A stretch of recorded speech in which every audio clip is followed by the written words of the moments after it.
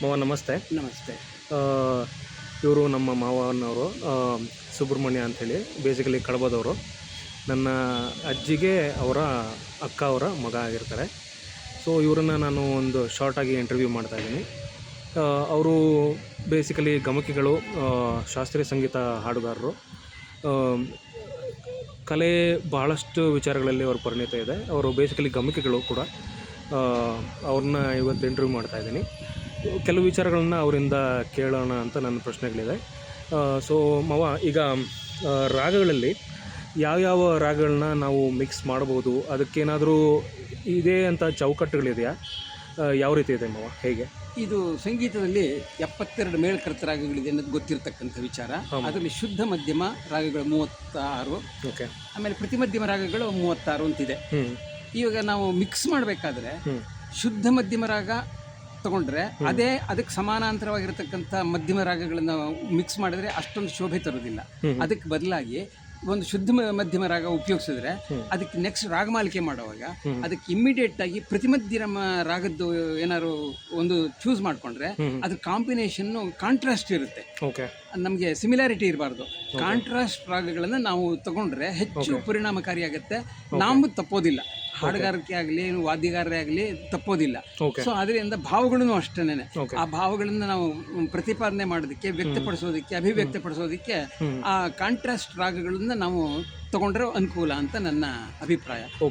ಅದರ ಜೊತೆಗೆ ಸಂಪೂರ್ಣ ರಾಗಗಳನ್ನು ಉಪಯೋಗಿಸಿ ಅದ್ರ ಜೊತೆಗೆ ಪ್ರತಿ ಮಧ್ಯಮ ರಾಗ ಆಗಲಿ ಅಥವಾ ಶುದ್ಧ ಮಧ್ಯಮ ರಾಗ ಆಗಲಿ ಅದು ಬಿಟ್ಬಿಟ್ಟು ಅದರಲ್ಲಿ ಒಂದು ರಾಗವನ್ನು ಸಂಪೂರ್ಣ ರಾಗ ತಗೊಂಡ್ರೆ ಅದು ನಾವು ಇನ್ನೊಂದರ ಜೊತೆ ಅದೇ 35 ರಾಗಗಳಲ್ಲಿ ಔಡವ ರಾಗ ಉಪಯೋಗಿಸ್ಕೋಬಹುದು ಅಥವಾ ಔಡವ ಶಾಡವನ್ನು ಉಪಯೋಗಿಸ್ಕೋಬಹುದು. ಅಂಥ ರಾಗಗಳನ್ನು ತಗೊಂಡ್ರೆ ಮಿಕ್ಸ್ ಆಗೋದಕ್ಕೆ ನಮಗೆ ತೊಂದರೆ ಆಗೋದಿಲ್ಲ. ನಮಗೆ ರಾಗವನ್ನು ಅಭಿವ್ಯಕ್ತಪಡಿಸೋದಕ್ಕೆ ಸರಿಯಾಗಿರುತ್ತೆ. ಸೊ ಮಧ್ಯಮನ ಫೋಕಸ್ ಆಗಿ ಇಟ್ಕೊಂಡು ಈ ಥರ ರಾಗಭೇದ ಅಥವಾ ರಾಗನ ಡಿಫ್ರೆನ್ಶಿಯೇಟ್ ಮಾಡೋಕ್ಕೆ ಈಸಿ ಆಗುತ್ತೆ ಅಂತ ಹೇಳ್ತಾ ಇದ್ದಾರೆ. ಇದು ಮಧ್ಯಮ ಸ್ವರದ ಮಾತ್ರ ಸೀಮಿತವಾ ಅಥವಾ ಬೇರೆ ಸ್ವರಗಳಿಗೂ ಸೀಮಿತ? ಬೇರೆ ಸ್ವರಗಳನ್ನು ನಾವು ಉಪಯೋಗಿಸ್ಕೊಂಡು ಅದೇ ಥರ ಮಾಡ್ಬೋದು ನಾವು. ಉದಾಹರಣೆ ಹೇಳಿದ್ರೆ ನೀನ್ ಮಾಡ್ಬೋದು, ದೈವತ ಮಾಡ್ಕೊಳ್ಬಹುದು, ರಿಷಭ ಮಾಡ್ಕೊಳ್ಬಹುದು. ಆದರೆ ಹೆಚ್ಚು ರೂಢಿನಲ್ಲಿರ್ತಕ್ಕಂಥದ್ದು ಮಧ್ಯಮ ರಾಗಗಳನ್ನ ಉಪಯೋಗಿಸ್ಕೊಳ್ತೀವಿ ನಾವು. ಪ್ರತಿ ಮಧ್ಯಮ ಶುದ್ಧ ಮಧ್ಯಮನ ಮಿಕ್ಸ್ ಮಾಡಿದ್ರೆ ನಮಗೆ ಕಾಂಟ್ರಾಸ್ಟ್ ಚೆನ್ನಾಗಿ ಗೊತ್ತಾಗುತ್ತೆ. ಇವಾಗ ಅದು ಕಾಂಟ್ರಾಸ್ಟ್ ಇದ್ರೇನೆ ನಮಗೆ ರಾಗಗಳ ಹಿಡಿತಕ್ಕೆ ಸಿಕ್ಕೋದು, ಗೊತ್ತಾಯ್ತು. ಇಲ್ಲದಿದ್ರೆ ಸಿಗೋದಿಲ್ಲ. ನಾವು ಸ್ಟೇಜ್ ಮೇಲೆ ಪ್ರಯೋಗ ಮಾಡುವಾಗ ನಮ್ಮ ರಾಗ ಹಿಡ್ಕೋಬೇಕಾದ್ರೆ ಅದು ಉಪಯೋಗ ಆಗುತ್ತೆ ಅಂತ ನನ್ನ ಭಾವನೆ. ಫಾರ್ ಎಕ್ಸಾಂಪಲ್ ಯಾವ್ದಾರ ರಾಗ ತಗೋಬೋದಾ? ಒಂದು ಮಾಯಾಮಾಳುವಗಳ ರಾಗದ್ದು ಮಾಯಾಮಾಳುಗಳ ರಾಗ ತಗೊಂಡ್ರೆ ಅದಕ್ಕೆ ನಾವು ಇವಾಗ ಸರಿ ಗ ಪದ ನಿ ಸನಿ ದ ಪ ಮಗರಿ ಸರಿ ಗ ಪದ ಸ ದ ಬಗರಿ ಸ ಅದೆರಡಕ್ಕೂ ನಾವು ಕಾಂಟ್ರಾಸ್ಟ್ ಇದೆ, ಗೊತ್ತಾಯ್ತಾ? ಮಧ್ಯಮ ವರ್ಜ ಆಗೋಯ್ತಲ್ಲ, ಮಧ್ಯಮ ವರ್ಜ ಆಯ್ತಲ್ಲ ನಾವು. ಆದ್ರಿಂದ ಮಧ್ಯಮ ವರ್ಜ, ಆದ್ರಿಂದ ಮಧ್ಯಮ ವರ್ಜ ತಗೋಬಹುದು. ಇವಾಗ ಸ ಮ ಗ ಮ ದ ನಿ ಸ ವಸಂತ, ಅದಕ್ಕೆ ಸ ಗ ಮ ಪ ನಿ ಸ ಸ ನಿ ಪ ಮ ಗ ಸ ಅದಾಗೋದಿಲ್ಲ.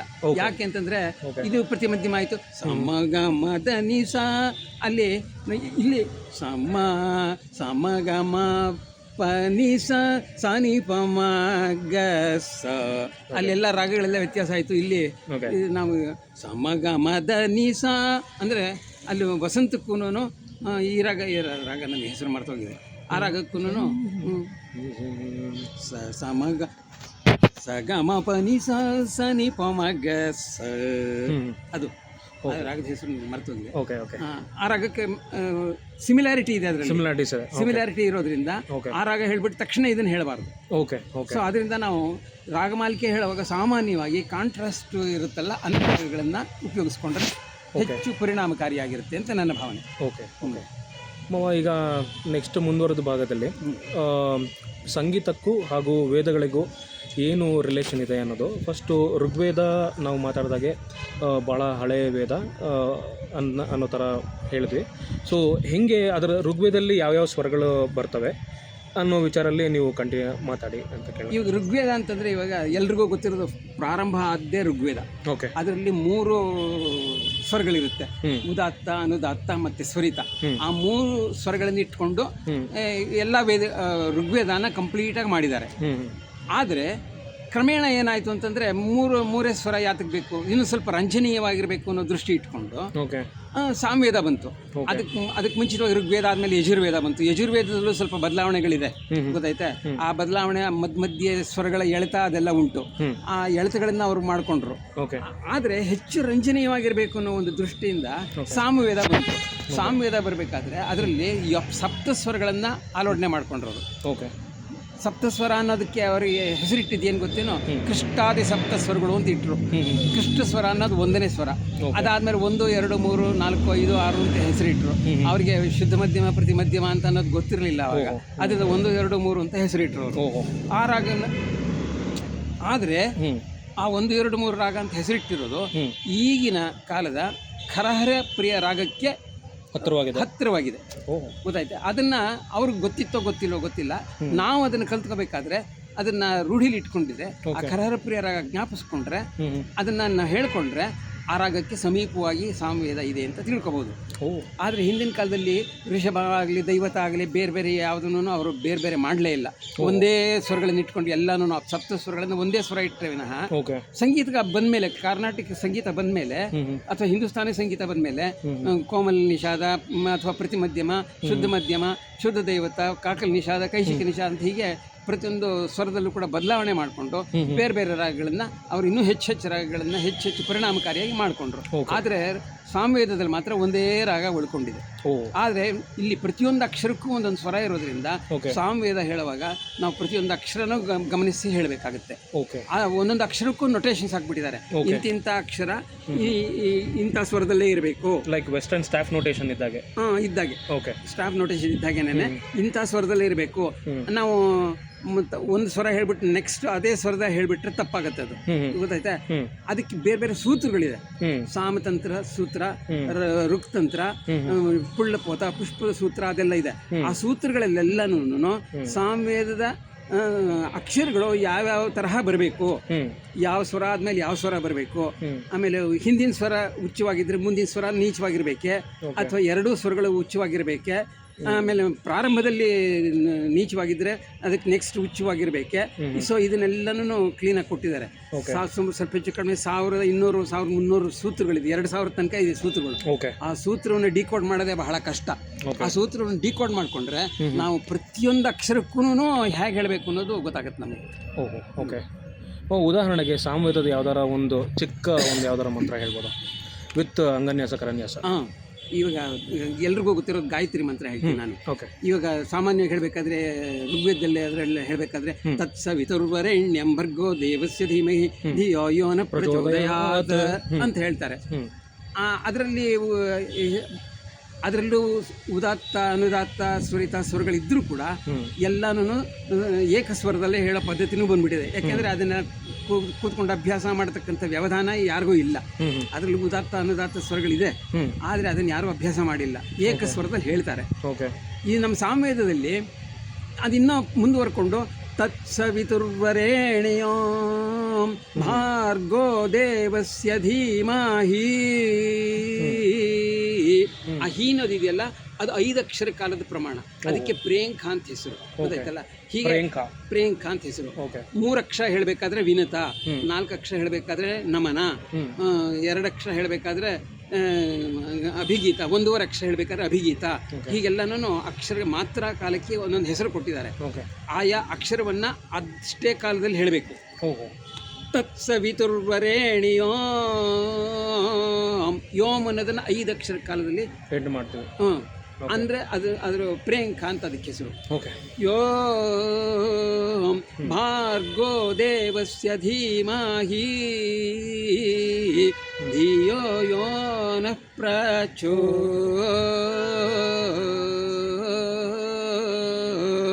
ಹಿಂ ದಾಯೋ. ಇದು ನಮ್ಮ ಸಾಮವೇದದಲ್ಲಿ ಗಾಯತ್ರಿ ಮಂತ್ರ ಹೇಳ್ತಕ್ಕಂಥ ಕ್ರಮ. ಮುಂದುವರೆದ ಭಾಗ ಹಾಗೆ ನೀವು ಗಮಕಗಳು ಕೂಡ ಗಮಕದಲ್ಲಿ ಸಂಗೀತದ ಅಪ್ಲಿಕೇಶನ್ ಹೇಗಿದೆ ಅಲ್ಲಿ ನಾನು ಕಂಡಾಗೆ ಸಾಹಿತ್ಯ ಹೇಳೋ ಭಾವ ಅದಕ್ಕೆ ಅಳವಡಿಸುವಂಥ ಒಂದು ರಾಗ ಇದ್ರ ಮೇಲೆ ಸ್ಟ್ರಕ್ಚರಿಂಗ್ ಇರುತ್ತೆ ಅಂತ ಭಾವಿಸ್ತೀನಿ. ಹೌದಾ? ಇವಾಗ ಗಮಕ ಅಂತಂದರೆ ಸಾಮಾನ್ಯವಾಗಿ ಎಲ್ಲರೂ ತಿಳ್ಕೊಂಡಿರೋದು ಯಾವುದೋ ಒಂದು ಪದ್ಯಕ್ಕೆ ಯಾವುದೋ ಒಂದು ರಾಗದಲ್ಲಿ ಹಾಡಿದ್ರೆ ಗಮಕ ಆಗುತ್ತೆ ಅಂತ ತಿಳ್ಕೊಂಡಿದ್ದಾರೆ. ಆದರೆ ವಸ್ತು ಸ್ಥಿತಿ ಅದಲ್ಲ. ಆ ಪದ್ಯವನ್ನು ಮೊದಲು ನಾವು ಓದ್ಕೋಬೇಕು. ಪದ್ಯವನ್ನು ಓದ್ಕೊಂಡು ಅದರಲ್ಲಿ ಯಾವ ಭಾವ ಬಂದಿದೆ, ಯಾವ ರಸ ಬಂದಿದೆ ಅನ್ನೋದನ್ನು ಕೂತ್ಕೊಂಡು ಅಧ್ಯಯನ ಮಾಡಬೇಕು, ನಾವು ತಿಳ್ಕೋಬೇಕು. ಗೊತ್ತಾಯ್ತಾ? ಆಮೇಲಿಂದ ಆ ಪದ್ಯ ಯಾವ ನಡೆನಲ್ಲಿದೆ ಅದನ್ನು ಕೂಡ ನಾವು ತಿಳ್ಕೋಬೇಕು. ನಡೆ ಅಂದರೆ ಎಕ್ಸಾಂಪಲ್? ನಡೆ ಅಂತಂದರೆ ಲಯ ನಡೆ ಅಂತಂದ್ರೆ ಗೊತ್ತಿಲ್ವೇ? ಶ್ರೀ ವಧುವಿನಂಬ ಕಶಕೋರ ಕಂಪುರೆಯೇ, ಅದು ವಾದ್ಯಕ ಷಟ್ಪದಿ ನಡೆ. ಶ್ರೀ ವನಿತೆಯರಸನ ವಿಮಲ ರಾಜೀವ ಪೀಠನ ಪಿತನೇ, ಇದು ಭಾಮಿನಿ ಷಟ್ಪದಿ. ಗೊತ್ತೈತೆ? ಒಂದಕ್ಕೂ 4-3 ನಡೆಗಳಿರುತ್ತೆ. ಅಕ್ಷರ ಕಾಲದ ಪ್ರಮಾಣನೂ ಜಾಸ್ತಿ ಇರುತ್ತೆ ಒಂದೊಂದು ಲೈನಿಗೆ. ಆ ಅಕ್ಷರ ಕಾಲದ ಪ್ರಮಾಣ ನಡೆನ ತಿಳ್ಕೊಂಡು ಲಯ ತಿಳ್ಕೊಂಡು ನಾವು ಹೇಳಬೇಕು. ಒಂದು ಪದ್ಯಕ್ಕೆ ಯಾವುದೋ ಒಂದು ರಾಗ ಹಾಕ್ಬಿಟ್ರೆ ಅದು ಆಗೋದಿಲ್ಲ, ಅದಕ್ಕೆ ಆ ರಾಗ ಸಾಹಿತ್ಯಕ್ಕೆ ತಕ್ಕಂತೆ, ಆ ಸಾಹಿತ್ಯದಲ್ಲಿರೋ ಭಾವಕ್ಕೆ ತಕ್ಕಂತೆ ನಾವು ರಾಗವನ್ನು ಅಳವಡಿಸ್ಕೊಬೇಕು. ಉದಾಹರಣೆಗೆ ಶಾಂತ ರಸಕ್ಕೆ ನಾವು ಯಾವ ರಸ ಬೇಕಾದರೂ ಹೇಳ್ಬೋದು. ಆದರೆ ಕರುಣಾರಸಕ್ಕೋ ವೀರರಸಕ್ಕೋ ಭೀಭತ್ಸ ರಸಕ್ಕೆ ಅಂಥದಕ್ಕೆಲ್ಲ ಬೇರೆ ಬೇರೆ ರಾಗಗಳೇ ಇದೆ. ಕರುಣಾರಸ ದುಃಖ ಸನ್ನಿವೇಶಗಳು ಬಂದಾಗ ನಾವು ತೋಡಿ ರಾಗ ಅಥವಾ ರಂಜನಿ ರಾಗ ಅಂಥದ್ದನ್ನೆಲ್ಲ ಹೇಳ್ಕೋಬೋದು. ಭೀಭತ್ಸರ ಇದು ವೀರರಸ ಅಥವಾ ಭೀಭತ್ಸ ರಾಗಕ್ಕೆ ಬಂದಾಗ, ವೀರರಸಕ್ಕೆ ಬಂದಾಗ ಕೇದಾರಗಳನೋ ಮೋಹನನೋ ಅಠಾಣನೋ ಅಂಥ ರಾಗಗಳನ್ನ ಹೇಳ್ಕೋಬಹುದು. ಆಮೇಲಿಂದ ಭೀಭತ್ಸ ರಾಗಕ್ಕೆ ಬಂದಾಗ ನಾವು ಸಿಂಹೇಂದ್ರ ಮಧ್ಯಮ ಆ ಥರ ವೀರರಸ ಬರುತ್ತ ಭೀಭತ್ಸವಾಗಿ ಬರುತ್ತಲ್ಲ, ಆ ಸಿಂಹೇಂದ್ರ ಮಧ್ಯಮ ಸೂಟ್ ಆಗುತ್ತೆ. ಆಮೇಲಿಂದ ಇದು ರಂಜನಿ ಸೂಟ್ ಆಗುತ್ತೆ. ಆ ಥರದ ರಾಗಗಳನ್ನು ನಾವು ಆರಿಸ್ಕೋಬೇಕಾಗುತ್ತೆ. ಶಾಂತರಸ ಬಂದಾಗ ಮಾತ್ರ ನಾವು ಎಲ್ಲನೂ ಶಾಂತ ಸ್ವಭಾವದಿಂದ ಹೇಳಿದ್ರೆ ಯಾವ ರಾಗ ಬೇಕಾದರೂ ನಾವು ಅದಕ್ಕೆ ಅಳವಡಿಸ್ಕೊಳ್ಬಹುದು. ಹೀಗೆ ನಾವು ಮೊದಲು ಸಾಹಿತ್ಯವನ್ನು ಅಭ್ಯಾಸ ಮಾಡಿಕೊಂಡು ಅದಕ್ಕೆ ಲಯಕ್ಕೆ ತಕ್ಕಂತೆ ಭಾವಕ್ಕೆ ತಕ್ಕಂತೆ ನಾವು ರಾಗವನ್ನು ಅಳವಡಿಸಿ ಹೇಳಿದ್ರೆ ಚೆನ್ನಾಗಿರುತ್ತೆ, ಹೆಚ್ಚು ಪರಿಣಾಮಕಾರಿಯಾಗಿರುತ್ತೆ ಅಷ್ಟೇ. ಒಂದೊಂದು ಪದ್ಯ ಹೇಳುವಾಗ ಒಂದು ಪದ್ಯಕ್ಕೂ ಇನ್ನೊಂದು ಪದ್ಯಕ್ಕೂ ಕಾಂಟ್ರಾಸ್ಟ್ ಇರಬೇಕು, ತೋರಿಸ್ಬೇಕು ನಾವು ರಾಗಭಾವನ. ಒಂದೇ ಪದ್ಯನ ಹೇಳ್ಕೊಂಡು ಅದೇ ತರಹದ ಒಂದು ರಾಗವನ್ನು ಹೇಳಿದ್ರೆ ಅದು ಸರಿ ಹೋಗೋದಿಲ್ಲ. ಪ್ರತಿಮಧ್ಯಮ ರಾಗ ಅಂತ ಹೇಳಿದ್ರೆ ಅದೇ ಪ್ರತಿಮಧ್ಯ ರಾಗವನ್ನು ಮುಂದಿನ ಪದ್ಯಕ್ಕೆ ಹೇಳಿದ್ರೆ ಅಷ್ಟು ಶೋಭಿಸೋದಿಲ್ಲ. ಆ ಒಂದು ರಾಗ ಹಾಕ್ಬಿಟ್ಟ ಮೇಲೆ ಮುಂಚೆ ಪ್ರತಿಮಧ್ಯಮ ರಾಗ ಹೇಳಿದ್ರೆ ಇದಕ್ಕೆ ಶುದ್ಧ ಮಧ್ಯಮ ರಾಗ ಉಪಯೋಗಿಸಬೇಕು. ಮುಂಚೆ ಶುದ್ಧ ಮಧ್ಯಮ ಉಪಯೋಗಿಸಿದ್ರೆ ಪ್ರತಿಮಧ್ಯ ರಾಗ ಹೆಚ್ಚು ಪರಿಣಾಮಕಾರಿಯಾಗಿರೋದು ಮಧ್ಯಮರದಲ್ಲೇ ಹೆಚ್ಚು ಪರಿಣಾಮ ಉಂಟು ಮಾಡತಕ್ಕಂಥದ್ದು. ಅಥವಾ ಇಲ್ಲಿ ಔಡವ ರಾಗ ಉಪಯೋಗಿಸ್ಕೋಬಹುದು, ಶಾಡವ ರಾಗ ಉಪಯೋಗಿಸ್ಕೋಬಹುದು. ಕಾಂಟ್ರಾಸ್ಟ್ ತೋರಿಸ್ಬೇಕಲ್ಲ ನಾವು, ತೋರಿಸೋದಕ್ಕೋಸ್ಕರವಾಗಿ ಡಿಸ್ಸಿಮಿಲರ್ ರಾಗಗಳನ್ನು ನಾವು ಉಪಯೋಗಿಸ್ಕೋಬೇಕು. ಅದರಿಂದ ಇನ್ನೊಂದು ಉಪಯೋಗ ಏನಾಗುತ್ತೆ ಅಂತಂದರೆ, ರಾಗದ ಚಲನೆ ಇರುತ್ತಲ್ಲ, ಆ ಚಲನೆನ ನಾವು ತಪ್ಪೋದಿಲ್ಲ. ಇಲ್ಲೇ ಹೋದರೆ ಆ ರಾಗಕ್ಕೆ ಈ ರಾಗ ಮಿಕ್ಸ್ ಆಗುತ್ತೆ, ಈ ರಾಗಕ್ಕೆ ಆ ರಾಗ ಮಿಕ್ಸ್ ಆಗುತ್ತೆ. ಆ ಮಿಕ್ಸ್ ಆಗದ್ರೆ ಇರೋದನ್ನು ತಪ್ಪಿಸ್ಕೋಬೇಕಾದ್ರೆ ನಾವು ಸೂಟಬಲ್ ರಾಗಗಳನ್ನು ಅಡ್ಜಸ್ಟ್ ಮಾಡಿಕೊಂಡು ಹಾಡಬೇಕು. ರಾಗದ ಚಲನೆ ಅಂದರೆ ಫಾರ್ ಎಕ್ಸಾಂಪಲ್ ರಾಗದ ಐಡೆಂಟಿಫಿಕೇಶನ್ಗೆ ಅದ್ರದ್ದೊಂದು ಸಿಗ್ನೇಚರ್ ಅಂತ ಇರುತ್ತೆ. ಸರೇ ನಾಟರಾಗ ಸರೇ ಗಾಪ ಸರೇ ಗಾಮ ಪನಿ ಸನಿ ಪಮರ್ ರೇ ಸ, ಅದು. ಸೊ ಈ ಸಿಗ್ನೇಚರ್ ಸರೇ ಅಂತ ಬಂದ ತಕ್ಷಣ ನಾಟರಾಗ ಅನ್ನೋ ಐಡೆಂಟಿಫಿಕೇಶನ್ ಬರುತ್ತೆ. ಹಾಗೆ ಈ ವಿಚಾರ ಹೇಳಿದ್ರಿ ನೀವು ರಾಗದ ಅದನ್ನ ಹೇಗೆ ಅದೇ ತರ ಸಿಗ್ನೇಚರು ಒಂದೊಂದು ರಾಗದಲ್ಲೂ ಒಂದೊಂದು ರಸ ಅಂತ ಇರುತ್ತೆ, ಒಂದೊಂದು ಜೀವಸ್ವರ ಅಂತ ಇರುತ್ತೆ. ಆ ಜೀವಸ್ವರವನ್ನು ತೆಗೆದುಕೊಂಡ್ರೆ ಶುರು ಮಾಡಿಕೊಂಡ್ರೆ ನಾವು ಆ ರಾಗವನ್ನು ಕಂಟಿನ್ಯೂ ಮಾಡಬಹುದು. ಉದಾಹರಣೆ ಕಲ್ಯಾಣಿ ತದನ್ನ ಅಂತ ಶುರು ಮಾಡ್ಕೊಂಡ್ರೆ ಮಧ್ಯಮದಿಂದ ಶುರು ಮಾಡ್ಕೊಳ್ತೀವಿ ನಾವು. ಮಧ್ಯಮದಿಂದ ಶುರು ಮಾಡ್ಕೊಂಡ್ರೆ ಸರಿ ಹೋಗುತ್ತೆ. ಅದೇನೆ ಅದು ಹಂಸಧ್ವನಿ ಆಯಿತು, ಗೊತ್ತಾಯ್ತಾ? ಸೊ ಆ ತರಹ ನಾವು ಒಂದೊಂದು ರಾಗದಲ್ಲಿ ಒಂದು ಜೀವಸ್ವರ ಅಂತ ಇರುತ್ತೆ. ಆ ಜೀವಸ್ವರವನ್ನು ಹಿಡ್ಕೊಂಡು ಪ್ರಾರಂಭ ಮಾಡಿದ್ರೆ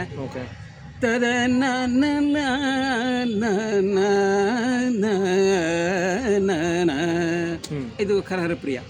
ಅದೇ ಕರಹರ ಪ್ರಿಯಕ್ಕೆ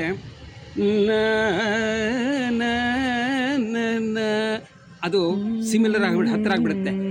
ಕರಾರ ಪ್ರಿಯದ ಸಂಚಾರಕ್ಕೂ ಈ ಭೈರವಿ ರಾಗಕ್ಕೂ ಹತ್ತಿರ ಆಗ್ಬಿಡುತ್ತೆ. ಸೊ ಅದನ್ನ ಕರಾರ ಪ್ರಿಯ ಆದ ತಕ್ಷಣ ಭೈರವಿ ರಾಗನ ಉಪಯೋಗಿಸೋ ಹಾಗಿಲ್ಲ, ಗೊತ್ತಾಯ್ತಾ? ಸೊ ಅದರಿಂದ ಆಮೇಲೆ ತೋಡಿ ಉಪಯೋಗಿಸೋ ಹಾಗಿಲ್ಲ, ಯಾಕೆಂದ್ರೆ ಅವೆಲ್ಲನೂ ಹತ್ತಿರ ರಾಗಗಳು ಬರುತ್ತೆ, ಸಂಚಾರಗಳೆಲ್ಲ ಹತ್ತಿರ ಇರುತ್ತೆ. ಅದರಿಂದ ನಾವು ಅದು ಬಿಟ್ಟು ಬೇರೆ ಉಪಯೋಗಿಸ್ಕೋಬೇಕು. ಆ ತರಹ ನಾವು ಬೇರೆ ಬೇರೆ ರಾಗಕ್ಕೆ ಬೇರೆ ಬೇರೆ ಭಾವಕ್ಕೆ ತಕ್ಕಂತೆ ಬೇಕಾದಷ್ಟು ರಾಗಗಳೆಲ್ಲ ಇದೆಯಲ್ಲ, ಅದರ ಸಂಚಾರ ತಿಳ್ಕೊಬಿಟ್ಟು ನಾವು ಸಂಚಾರಕ್ಕೆ ತಕ್ಕಂತೆ ನಾವು ಹಾಕ್ಕೊಂಡು ಅಳವಡಿಸ್ಕೋಬೇಕು. Okay okay.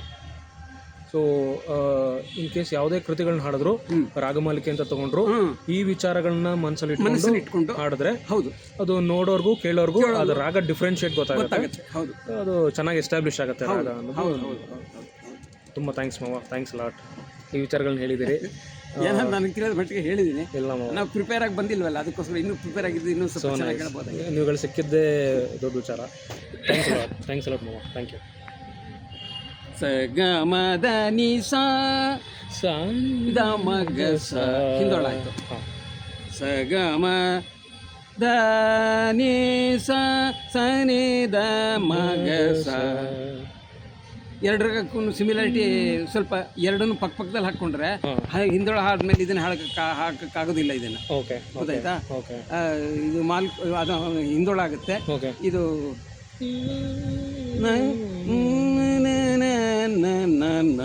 ಸನಿದ ಮಗ ಸ. ಅದಕ್ಕೆ ಸರಿ ಅದೇ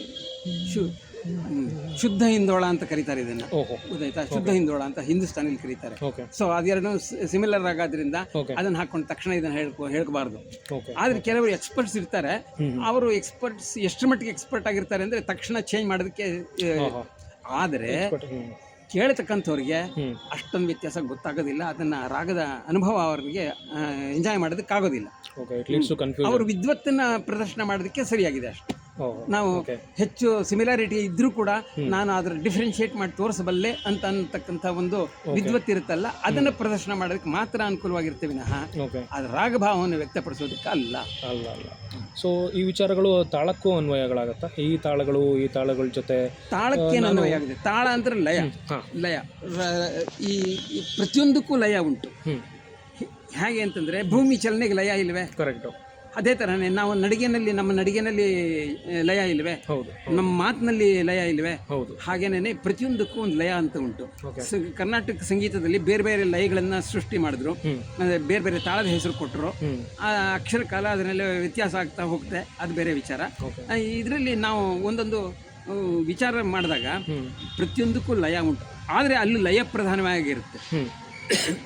ಅಕ್ಷರ ಕಾಲ ಹಾಕತಕ್ಕಂಥದ್ದು ಬೇರೆ ಆದ್ರೂ ಕೂಡ ಅದೇ ಲಯದಲ್ಲಿ ಹೋಗ್ತಾ ಇರುತ್ತೆ. 3-4 ಹೋಗ್ತಾ ಇರ್ಬೋದು, 2-3 ಲಯದಲ್ಲಿ ಹೋಗ್ತಾ ಇರಬಹುದು, 4-4 ಲಯದಲ್ಲಿ ಹೋಗ್ತಾ ಇರ್ಬೋದು, 3-3 ತ್ರಿಷ್ಟ ನಡೆಯಲ್ಲಿ ಹೋಗ್ತಾ ಇರ್ಬೋದು, ಖಂಡ ನಡೆಯಲ್ಲಿ ಹೋಗ್ತಾ ಇರ್ಬೋದು. ಅದೆಲ್ಲ ಲಯವೇನೇನೆ. ಆಯಾ ಅಕ್ಷರಕ್ಕೆ ತಕ್ಕಂತೆ ಲಯಗಳನ್ನ ಸೃಷ್ಟಿ ಮಾಡಿದ್ದಾರೆ. ನಾವು ಕೂಡ ಅಷ್ಟೇ, ಪದ್ಯ ಹೇಳುವಾಗಲೇ ಆಗಲಿ, ವಾಚನ ಮಾಡುವಾಗಲಿ, ಮಾತಾಡುವಾಗ ನಾವು ಒಂದೇ ತರಹ ಮಾತಾಡ್ಬೇಕಲ್ವೇ? ಅದು ಬಿಟ್ಬಿಟ್ಟು ನಾವು ಸುಮ್ಮನೆ ಒಂದ್ ಕಡೆ ಮಾತಾಡ್ಬಿಟ್ಟು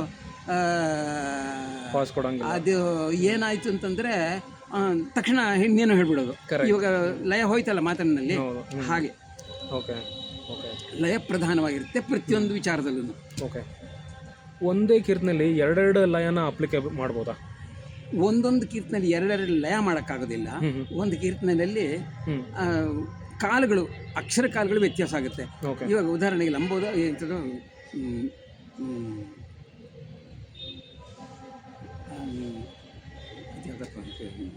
ಹಂಸಧ್ವನಿದು ಯಾವ್ದು ಮೊದಲು ಎಲ್ಲರೂ ಸಾಮಾನ್ಯ ಹೇಳ್ತಾರಲ್ಲ, ಅದಲ್ಲ. ಕೀರ್ತನೆ ಹಂಸಧ್ವನಿ ಅಲ್ಲ, ಇನ್ನೊಂದು ಫೇಮಸ್ ಎಲ್ಲರೂ ಹೇಳ್ತಾರಲ್ಲ,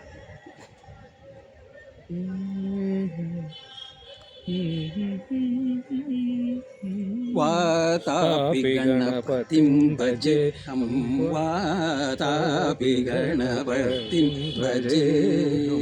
ಇದು ಚತುರಶ್ರ ನಡೆಯಲ್ಲಿ ಹೋಗ್ತಾ ಇದೆ. ಕಡೆಯಲ್ಲಿ ಚರಣ ಬರುತ್ತಲ್ಲ, ಯಾವುದು ಕಡೆಯಲ್ಲಿ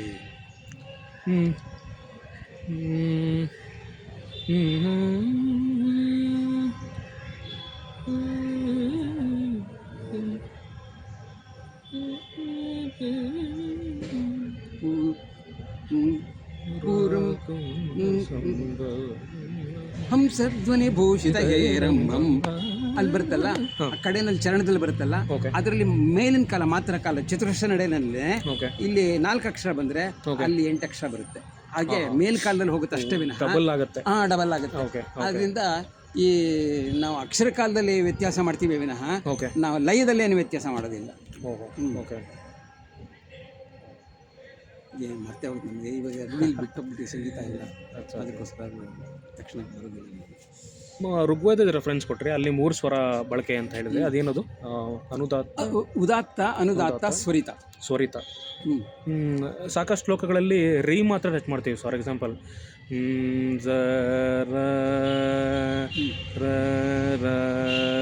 ಸಾಕಷ್ಟು ಶ್ಲೋಕಗಳು ಮಂತ್ರಗಳು ರೇವತಿ ಬರುತ್ತೆ ಅದೆಲ್ಲ ಸಾಮಾನ್ಯವಾಗಿ ರೇವತಿ ಸ್ವರಗಳಿಗೆ, ರೇವತಿ ರಾಗದ ಸ್ವರಗಳಿಗೆ ಋಗ್ವೇದ ಹತ್ತಿರವಾಗಿರುತ್ತೆ. ಆ ಥರ ಬರುತ್ತೆ. ಓಕೆ ರೇವತಿ ಸ್ವರಕ್ಕೆ ಬರುತ್ತೆ. ಯಾವ್ದಾದ್ರು ಒಂದು ಸಂಗೀತದ ಸ್ವರಕ್ಕೆ ಆಗಲೇಬೇಕಲ್ಲ. ಹೌದು. ಸೊ ಅದು ಸಂಗೀತ ರೇವತಿ ಸ್ವರಕ್ಕೆ ಬರುತ್ತೆ. ಇದು ನಮ್ಮದು ಕರಾರ ಪ್ರಿಯ ಸ್ವರಕ್ಕೆ ಬರುತ್ತೆ ಅಷ್ಟೇ. ಇವೆಲ್ಲ ವಿಚಾರಗಳು ತಿಳಿದು ಭಾಳ ಖುಷಿ ಆಯಿತು. Thanks lot. ಈ ವಿಚಾರ ಹಂಚ್ಕೊಂಡಿದ್ದೀರಿ. ಅನ್ಪ್ರಿಪೇರ್ಡ್ ಆಗಿ ಬಂದಿರೋದ್ರಿಂದ ಇದಕ್ಕಿದ್ದಾಗೇನೆ ಇಲ್ಲ ಏನೇನೋ ಹೇಳ್ಬಿಟ್ಟಿದ್ದೀನಿ. ಇಲ್ಲ ಸ್ವಲ್ಪ ಪ್ರಿಪರೇಷನ್ ಅಗತ್ಯ. ಪ್ರತಿಯೊಂದಕ್ಕೂ ಪ್ರಿಪರೇಷನ್ ಮೋಸ್ಟ್ ಇಂಪಾರ್ಟೆಂಟ್. ಆಗಲಿ ಗೊತ್ತಾಗುತ್ತೆ. ಆದರೆ ಏನು ಆಫ್ ಹ್ಯಾಂಡೆಡ್ ಆಗಿ ಏನು ತೋಚುತ್ತೋ ಹೇಳಿದ್ದೀನಿ. Thanks lot. Thank you.